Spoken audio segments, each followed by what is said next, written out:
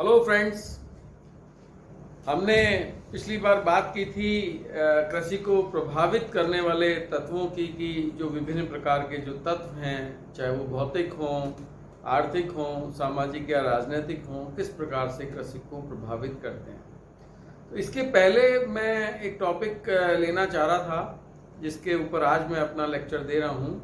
वो है कृषि की उत्पत्ति और वर्तमान समय तक उसका जो विकास या प्रसरण हुआ है, dispersal, origin and dispersal of agriculture, वो किस प्रकार हुआ है। मानव सभ्यता के इतिहास में कृषि का प्रारंभ कब हुआ, किस प्रकार वो विकसित हुई, फसलों का चुनाव कैसे हुआ, और मानव सभ्यता के विकास के साथ, सांस्कृतिक विकास के साथ, सामाजिक आर्थिक विकास के साथ कृषि का जो वर्तमान स्वरूप है वो कैसे विकसित हुआ। तो मैं अगर इसको इस रूप में आपको बताऊं कि मानव की उत्पत्ति जो है प्लियोसीन जो युग है उससे मानी जाती है और उसके पूर्व से मानी जाती है। तभी से मानव का एक अपना विकास जो है उसने प्रारंभ किया और साथ ही मानव संस्कृति भी जो है विकसित होनी शुरू हो गई थी। उस समय में जो है पत्थर के औजार, जो तिकोने औजार बनाए जाते थे और उसके माध्यम से जो है पशुओं का शिकार किया जाता था, उन्हीं से उनको काटकर कच्चा ही खाया जाता था। अगर इसी काल में अपन बात करें तो मनुष्य जो है खुले में रहता था और कोई ज़्यादा उसके पास संभावनाएं नहीं थी। लेकिन उसके बाद जो है 5 लाख वर्ष पूर्व रोमो इरेक्टस नाम के मानव प्रजाति का विकास हो गया था। और इसके पश्चात लगभग अगर आप देखें मध्य पाषाण काल तक, जो लगभग 11,000 वर्ष के पूर्व के आसपास आता है, मनुष्य ने गुफाओं में रहना शुरू किया। उसने धनुष और बाण का प्रयोग जो है शिकार के लिए शुरू किया। वन संसाधनों का उपयोग उसने उस पीरियड में चालू कर दिया था। फलों का या वन संसाधनों में जो चीजें पाई जाती थी उसके योग्य थी उनको एकत्रित करना, और साथ ही कुछ रूप में उसने कृषि करना भी जो है प्रारंभ किया था।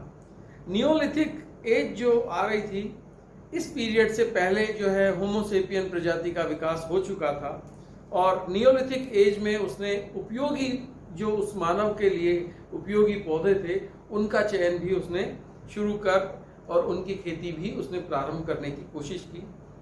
इसी काल में उसने पशुओं को पालतू बनाना और आवास का निर्माण भी शुरू कर दिया था। जंगल से जो है एकत्रीकरण करना, फसलों के और फलों के उपयोग से पौध पालन और बागवानी जो है उसकी शुरुआत आदिम कृषि के रूप में की। पशुओं को दूध, मांस, सुरक्षा, परिवहन और शिकार के लिए पालतू बनाना शुरू किया। और जो सबसे पहले उसने जो पालतू बनाया जानवर वो था डॉग या कुत्ता, ताकि वो उनके साथ रहे सुरक्षा के हिसाब से भी। और इसके साथ ही मानव ने नदी घाटियों में बसने का जो है कार्य किया। वो नदी घाटी की तरफ अग्रसर हुआ, वहाँ उसने जो है खेती को प्रारंभ किया, फसलों के उत्पादन को प्रारंभ किया और पशुपालन को प्रारंभ किया। देखिए दोस्तों, इसमें एक चीज आती है कि मनुष्य जब जंगल में रहता था और शिकार जब करता था, आग का विकास हो चुका था, मांस को उसने पका के खाना सीखा था, तब वो एकत्रीकरण जो है उसने शुरू किया। और अपने जंगल के रहवास के दौरान जो महिलाएं उस रहवास में रहती थी, वहाँ जब वो वन के जो उत्पाद थे उनका प्रयोग के पश्चात उनको डाल दिया जाता था, तो वो बीज अंकुरित हो गए। और इस तरह से उसने सिलेक्शन ऑफ प्लांट्स को जो है देखना और सोचना उसके बारे में शुरू किया था। अगर मैं बात करूं कृषि की जो उत्पत्ति है, उसके ऊपर 2 प्रकार की जो विचारधाराएं उत्पन्न हुई हैं। ज़्यादातर जो इसमें विद्वान हैं, बेबीलोन, सावर, डार्लिंगटन या जैनिक, इन्होंने पहली जो विचारधारा रखी उसमें रखा पौध पालन और पशुपालन। ये इसका जो विकास हुआ वो सबसे पहले अरब के पठार पर दजला फरात नदियों के बेसिन में हुआ। यहाँ पर खेती और पशुपालन जो थे वो मिश्रित कृषि के रूप में शुरू हुए और यहीं से विश्व के अन्य भागों में इसका प्रसरण हुआ। दूसरी विचारधारा जो थी, इसके अंतर्गत ये माना गया कि पौध पालन और पशुपालन दोनों ही अवस्थाओं में जो उत्पत्ति का स्थान है वो विश्व के भिन्न भागों में भिन्न भिन्न हुआ है। जैनिक ने जो इसका काल बताया, जैनिक जो महोदय हैं, इन्होंने जो इसका काल बताया वो लगभग 12,000 ईसा पूर्व या 12,000 BC से लेकर के और 9,000 ईसा पूर्व तक का बताया है। अगर भारत के अंदर देखें तो विंध्यन क्षेत्र में लगभग 7,000 वर्ष BC में जो है चावल की उन्नत कृषि की जाती थी। इजराइल में एक स्थान है ओहलो, और वहाँ पर जब पुरातात्विक खोजें की गई तो लगभग 23,000 वर्ष पूर्व के गेहूं और जौ के जो है दाने वहाँ पर पाए गए हैं। तो कृषि की जो उत्पत्ति थी, इसके पीछे कुछ और कारण साथ में मैं आपको बता देता हूँ। उसमें पहला है कि पर्यावरण का जो परिवर्तन है वो कृषि पर किस प्रकार जो है उसकी उत्पत्ति पर निर्भर करता है। स्थायी कृषि और सांस्कृतिक प्रगति, पॉपुलेशन का जो प्रेशर है, और को इवोल्यूशन की जो थियरी है या ऑप्टिमल फोरेजिंग का जो थियरी है, वो भी कृषि की उत्पत्ति को बताते हैं। पहला अगर हम देखें पर्यावरण में परिवर्तन, पर्यावरण में परिवर्तन का ज्यादातर जो विचारधारा को प्रस्तुत करने वाला था वो था चाइल्ड महोदय, और इन्होंने 1936 में इस विचारधारा को बताया था। इनके अनुसार जब भी पृथ्वी के धरातल पर कहीं भी पर्यावरण में जलवायु में शुष्कता आती है तो उस स्थान से जो है धीरे धीरे कृषि का प्रभाव समाप्त हो जाता है, वो कहीं अन्य स्थानों की ओर जो है आकर्षित होती है या स्थानांतरित हो जाती है। जबकि इसके विपरीत जहाँ कहीं भी पर्यावरण उपयुक्त था वहाँ कृषि का समुचित विकास होता है।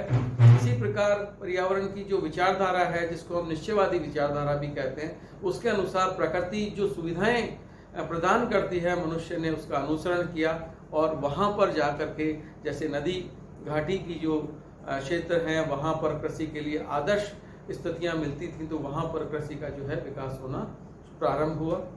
इसके बाद सांस्कृतिक प्रगति की बात करें तो सांस्कृतिक प्रगति में कोल्डवेल जो महोदय हैं उन्होंने 1977 में ये सिद्धांत प्रस्तुत किया था, और इसमें संस्कृति के अनुरूप कि किस प्रकार किस भोजन की आवश्यकता जो है वो पड़ी, और उसके अनुरूप जो है उन फसलों का चयन किया गया और उनको उत्पादित करने का कार्य प्रारंभ किया गया।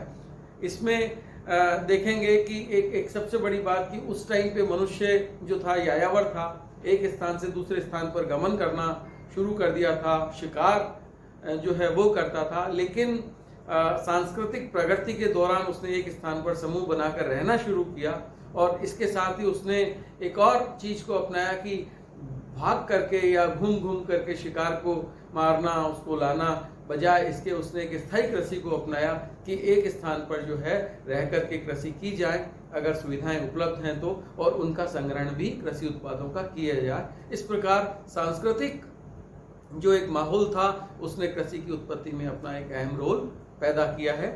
इसके पश्चात अगर हम देखें पॉपुलेशन प्रेशर, जनसंख्या का जो दबाव था कि धीरे धीरे मानव सभ्यता के साथ जनसंख्या जब बढ़ने लगी और जो खाद्यान्न उस समय में जो उत्पादित किया जाता था वो उस जनसंख्या के लिए कम पड़ने लगा, तो उन्होंने भोजन का संग्रहण और साथ ही फसल का उत्पादन अधिक क्षेत्रों में करने का कार्य प्रारंभ कर दिया।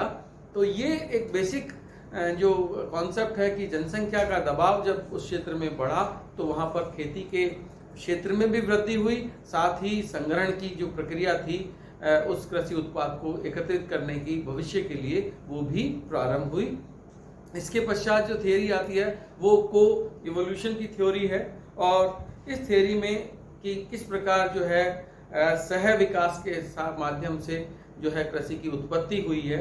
इसमें मानव एवं पादप और पशु दोनों का जो है एक दोनों जो है एक अन्योन्य जो क्रिया है उसका प्रतिफल है। इसको अगर मैं कहूँ सलेक्शनिज्म तो वो ज़्यादा ठीक रहेगा कि ये आपस में कैसे एक दूसरे के साथ इंटरेक्ट करते हैं, एक दूसरे के ऊपर क्या अपना प्रभाव डालते हैं, जिसके कारण जो है इनका आपसी विकास जो है संभव हुआ है।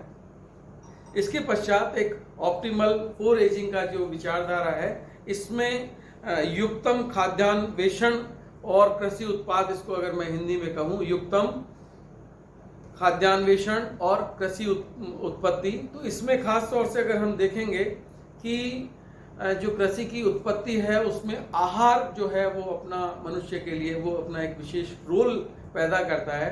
जैसे अनाज और दूध जो है वो मानव मस्तिष्क का विकास करने में सहायक हैं। वातावरण में जब कार्बन डाइऑक्साइड बढ़ी तो कृषि के अंतर्गत भी वृद्धि हुई। तो इस प्रकार जो है आहार किस प्रकार नियंत्रित होता है और किस प्रकार उस आहार की आवश्यकता जो है मनुष्य के अंदर कृषि उत्पत्ति की विचारधारा को जन्म देती है। तो इस प्रकार दोस्तों आज जो मैंने बात की आपसे वो केवल कृषि की उत्पत्ति की, विश्व में कृषि की जो उत्पत्ति है वो कैसे प्रारंभ हुई और प्रथम कृषि कार्य जैसा आपको मैंने बताया कि ये घने जंगलों से शुरू हुआ और कालांतर में ये नदी घाटियों की तरफ अग्रसर हुआ। जैसे जैसे जनसंख्या में वृद्धि हुई, जनसंख्या का प्रसार हुआ, ये धीरे धीरे विश्व के अन्य भागों में जो है जाने लगा। और अगले लेक्चर में जब हम बात करेंगे वो करेंगे कृषि के अंतर्गत जो जीन केंद्र हैं वो दुनिया में कहाँ कहाँ और कैसे कैसे विकसित हुए हैं और उन जीन केंद्रों का जो है वर्तमान कृषि पर भी क्या प्रभाव पड़ा है। थैंक्स। उम्मीद करता हूँ आप सबको इस व्याख्यान से कुछ फ़ायदा होगा और अगर फिर भी अपने आपके कोई डाउट्स हों तो जो हमारा जो व्हाट्सएप ग्रुप है उस पर आप लिख करके भेज सकते हैं। Thanks to all.